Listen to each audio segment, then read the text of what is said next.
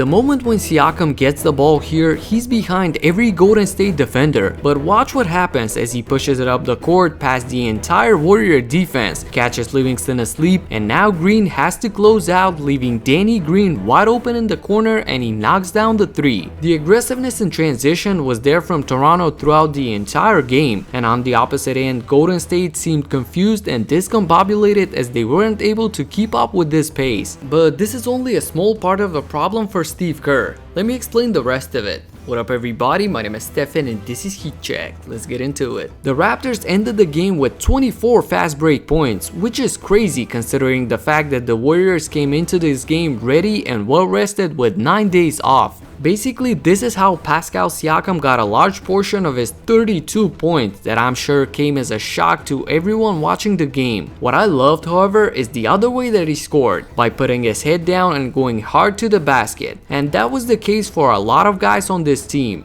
Look at Marc Gasol here. After getting the switch, he's going to wrestle with Curry not wanting to get out of this area. And the whole team is patiently waiting and moving the ball so that at the end, it finds its way to Gasol and he can easily shoot over Steph here. Another example, trailing the play, he runs straight down the middle all the way to the basket and there is no way for the smaller Warrior defenders to stop that. To me, the Raptors big men need to take every opportunity they can to punish these small lineups that Steve Kerr plays. And in this game, they were able to take advantage of that, ending it with 40 points in the paint. Let's see what type of adjustments Golden State make as a team, because looking at these matchups one-on-one, I really feel like Toronto definitely has the edge there. And I have to emphasize the Raptors were phenomenal on defense. They forced 16 turnovers and overall played great on-ball defense. Both the guards Lowry and especially Van Vliet, as well as big guys like Gasol on the help, which I was pleasantly surprised by, as I was doubting if he can even be playable in this series against the fast-moving Golden State.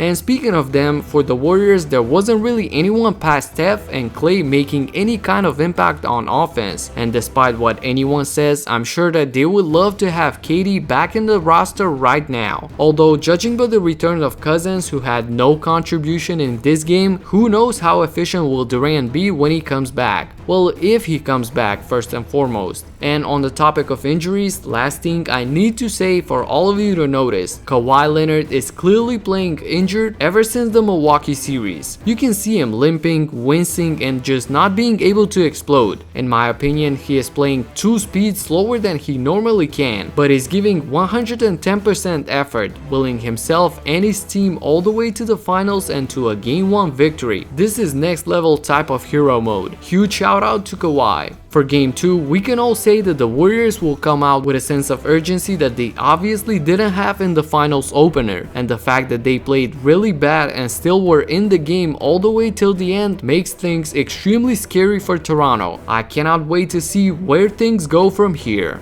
That's it for now. If you like this video, subscribe and hit the notification bell so that you don't miss my future in-depth analysis. Talk to you in the next one. Peace out.